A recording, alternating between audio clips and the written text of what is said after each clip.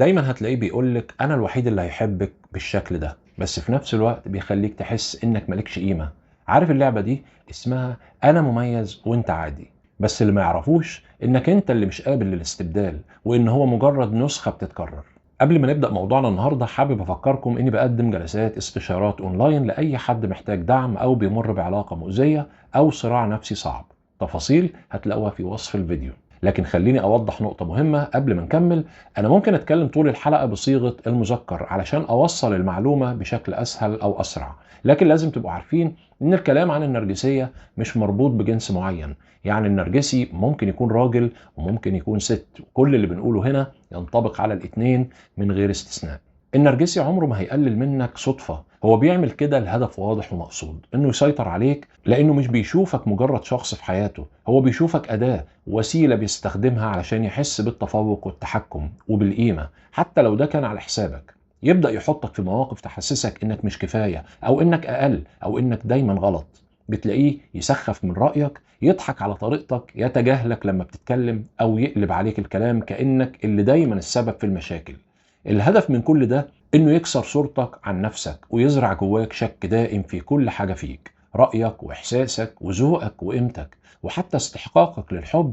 كل ما بينجح في ده كل ما يكون سهل عليه يسيطر عليك اكتر، لانك في اللحظة اللي بتشك فيها في نفسك هتفضل دايما تدور على رضاه، على اشارات منه تقول انك لسه مقبول، لسه محبوب. تبقى بتتحرك دايما حواليه زي ما تكون على قشر بيض، خايف تغلط، خايف تزعله، خايف يتخلى عنك. وده بالظبط اللي هو عايزه، انك تبقى تابع مش شريك. وفي وسط ده كله النرجسي بيلبس دور تاني خطير جدا، دور الشخص الفريد اللي عمره ما هتلاقي زيه. في الاول ممكن يبقى ساحر، بيهتم بيك بطريقة محدش قبله عملها، بيقولك كلام يبهرك من جوه، يقدم حاجات تبان انها استثنائية، تفتكر ساعتها انك لقيت توأم الروح، الشخص اللي مفيش منه اتنين، اللي بيعرفك وبيفهمك وبيحبك بطريقة ما حصلتش. بس الحقيقة ده كله مدروس متعمد علشان تتعلق، علشان تصدق انك وقعت في حب نادر. ولما بتتعلق يبدأ ياخد خطوة لورا، ينسحب تدريجي، يديك القليل بس يخليك فاكر الكتير، يديلك فتات من الاهتمام علشان تفضل تطارد اللحظة الأولى اللي حسيت فيها إنه كان فعلا فريد. وفي نفس الوقت اللي بيغذي فيه إحساسك إنه شخص مميز، بيعاملك كأنك أنت العادي، كأنك سهل تتعوض. تلاقيه يقولك بشكل مباشر أو غير مباشر إنك مش فارق، وإنه بيقدر يلاقي بديلك بسهولة، أو حتى يلمح إنه عنده بدايل، فتلاقي نفسك في صراع داخلي. هو فعلا بيحبني ولا شايفني مجرد اسم في لستة الناس اللي بيعدي عليهم؟ هو حقيقي زي ما ظهر في البداية ولا دي كانت تمثيلية؟ كل الأسئلة دي بتفضل تلف في دماغك وتخليك تتمسك بيه أكتر، علشان تسترجع النسخة الاستثنائية اللي شفتها منه في الأول. وده بالظبط اللي هو عايزه، لأنه في الحقيقة هو مش فريد ولا حاجة، هو ممثل بارع في دور الفريد، إنما أنت اللي كنت صادق واللي اديت واللي كنت على حقيقتك. أنت اللي مميز، وده اللي بيخوفه وبيخليه يحاول يقلل منك بكل الطرق.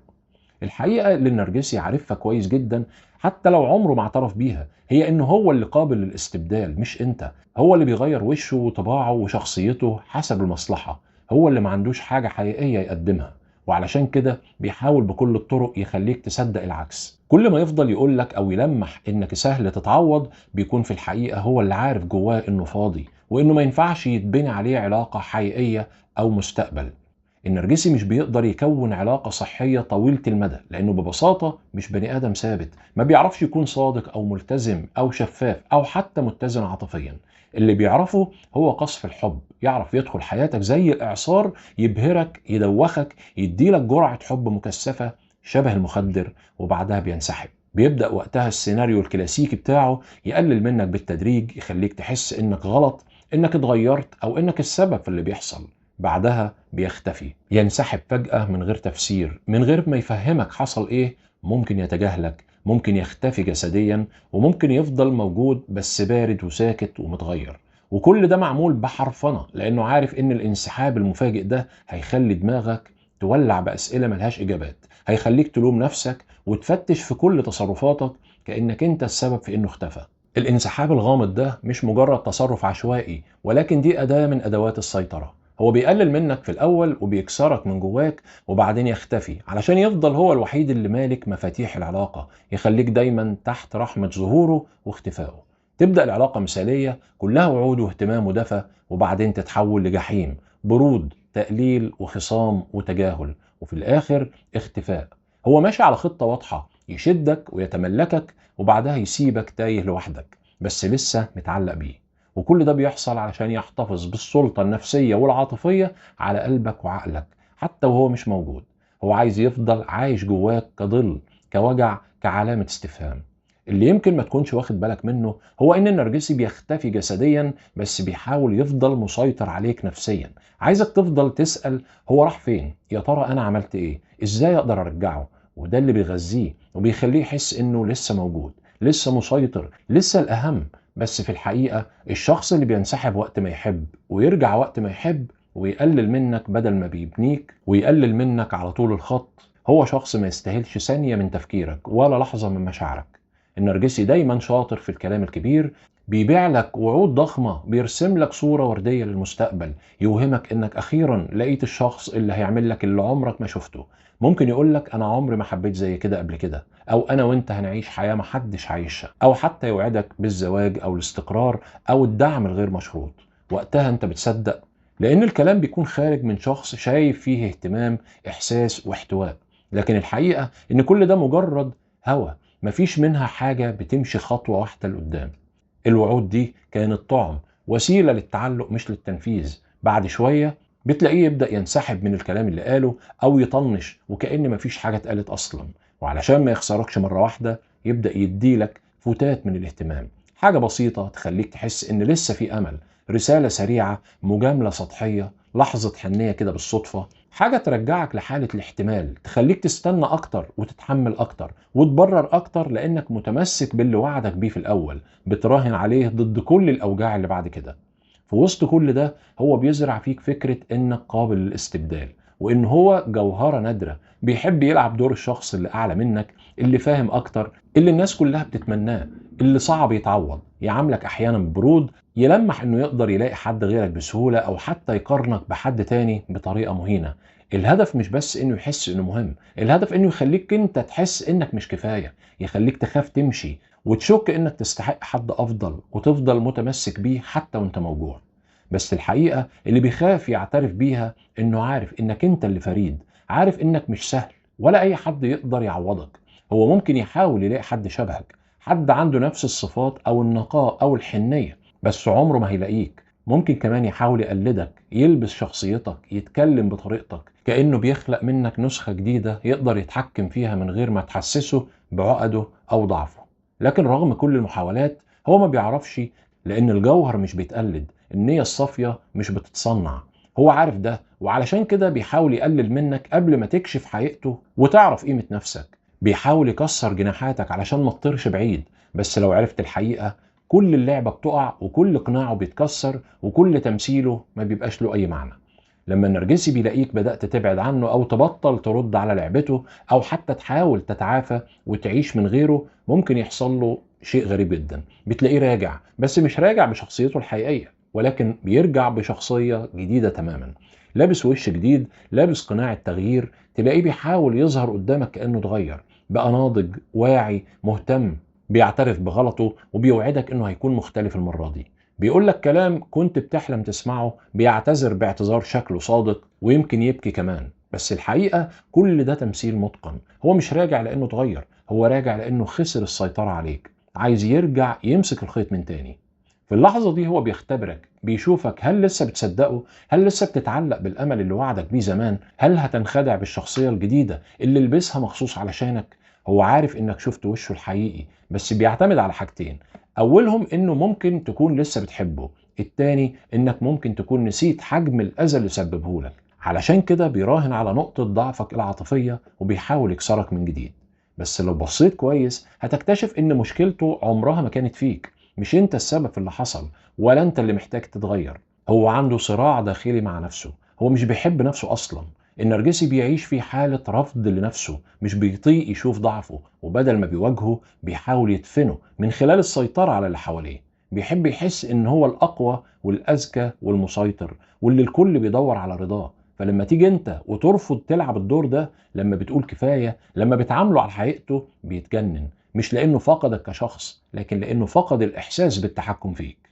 وده اللي بيخليه يتفنن جدا في تغيير وشه ويبدل أقنعته حسب المكان والموقف والجمهور. النرجسي ممكن يظهر انه اكتر حد واطيب حد ممكن يساعد الناس ويصلي، ويظهر بصورة المتدين الخدوم. في البيت ممكن يكون كابوس، صوته عالي، عصبي وبارد ومؤذي نفسيا وجسديا. ولما بيكون مع اصحابه بيكون الشخص اللي بيضحك الكل، دمه خفيف، اجتماعي، ظريف، وكل ده مقصود لانه محتاج كل فئة من الناس تشوفه بالشكل اللي بيخدم صورته قدامهم واللي بيخليه يبعد عن شكله الحقيقي. بس القناع ما بيقعش غير مع الناس القريبة بجد، اللي شافوه في لحظات ضعفه وغضبه وكبريائه المجروح ونرجسيته المكشوفة. القناع بيقع معاك، علشان كده بيحاول يلبس واحد جديد لما بيرجع لك، على أمل إنك تنسى وتصدق من أول وجديد. بس لو أنت شفت الوش الحقيقي مرة، صدقني مفيش قناع هيقنعك تاني. أكتر لحظة بتحصل فيها نقلة حقيقية في علاقتك بالنرجسي هي اللحظة اللي بيقع فيها القناع، اللحظة اللي بتشوف فيها وشه الحقيقي من غير أي تجميل، من غير أي تمثيل، من غير تمثيل، من غير كلام حلو مغلف بسم.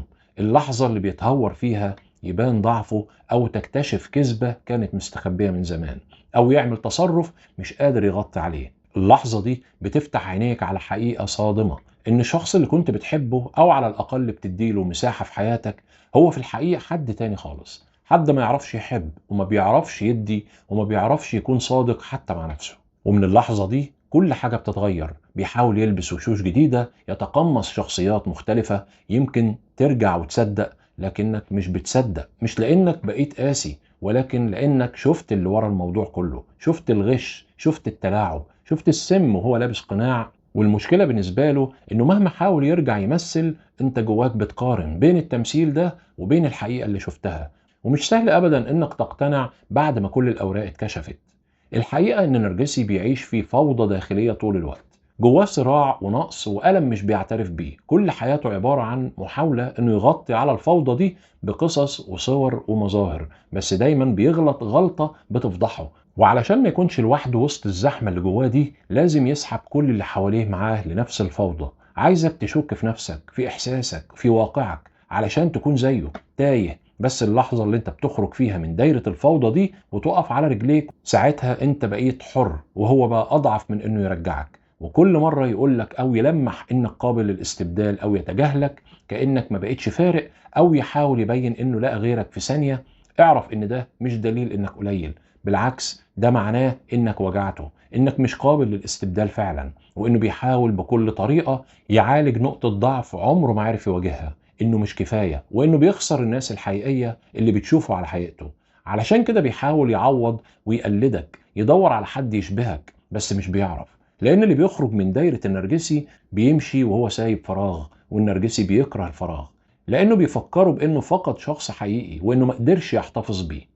خليك فاكر دايما اللي بيحاول يقنعك انك مالكش قيمة هو اكتر حد بيخاف من انك تكتشف قيمتك الحقيقية.